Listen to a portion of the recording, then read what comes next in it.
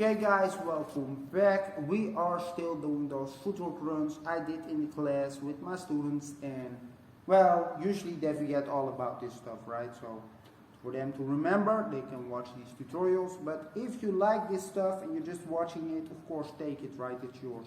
So today we're gonna do a little bit the back rocks. Now what are back rocks? Back rocks are actually footwork, but it's on your back, right? So one of those classics, of course, is that simple CC on your back like this. This turnaround, right? It's also one of those classics versions, right? And you sort of gotta practice all these back rocks as much as you can. But today we're gonna do a little bit different variation, where we're actually gonna turn around the leg, which I like. So to get into a back rock, there are of course many ways, but it pretty much comes from a shoulder freeze, guys. So if you want to go to a back rock, and let's say I'm in the footwork position, simply go to a shoulder freeze, and now right now I'm already can turn into a back rock quite easy.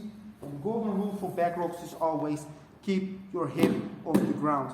If you leave your butt or your hip on the floor, it usually looks very sloppy. And to avoid that, try to keep your hip as high as you possibly can, and point your toe if you land on it, right? Don't use a flat feet. To do that special variation today, I'll teach you guys the easiest way to get back is simply a roll back.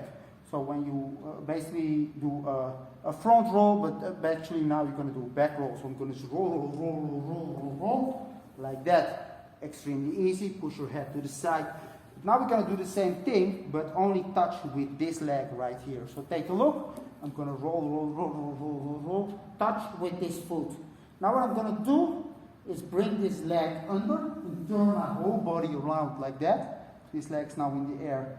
I'm going to now bring my arms under like this and turn my foot around. So I automatically end in this position right here. Now I'm going to lay on my neck, bring my foot yet again under and bring it up again.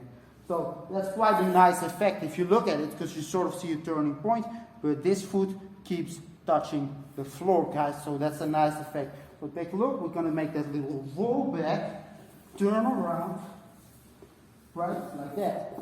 And from there, we can simply go to, well, what I do is I usually go to a freeze, and for my students, of course, because they need to practice the freeze a lot, that's also the easiest way. It's not the only way, obviously, but if you want a solution, like I'm on my back right now, but I want to get out, the freeze is the easiest way. It's actually the similar technique you use in the windmill. So from this little move I just did, and we're going to look from the side right here, I'm going to pull that leg under and lift my leg up. Now what I see is that I use this leg to pivot while holding my hand in the freeze.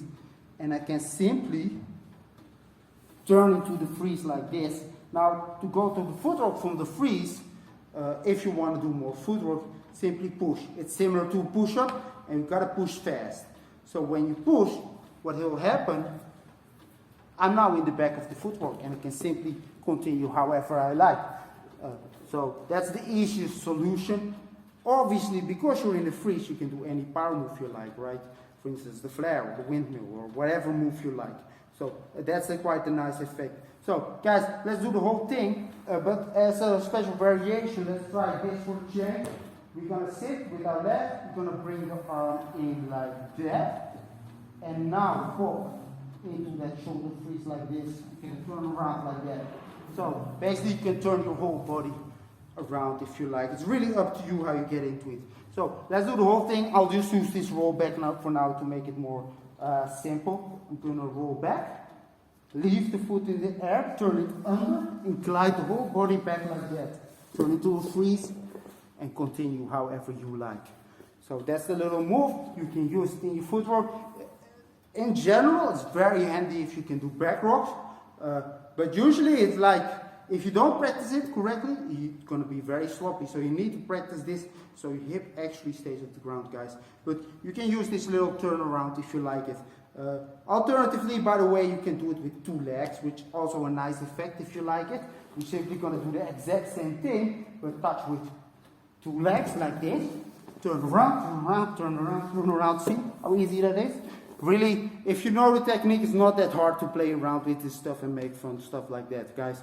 And Of course, you can try to make runs with this. If you ever by accident drop to the back, keep going like this, right? Use back rocks, use transitions up and down, and nobody has to know that you actually fell down if you know how to catch this stuff. And of course, back rocks is one of those easy solutions for that, guys. So practice this, and I'll see you next time.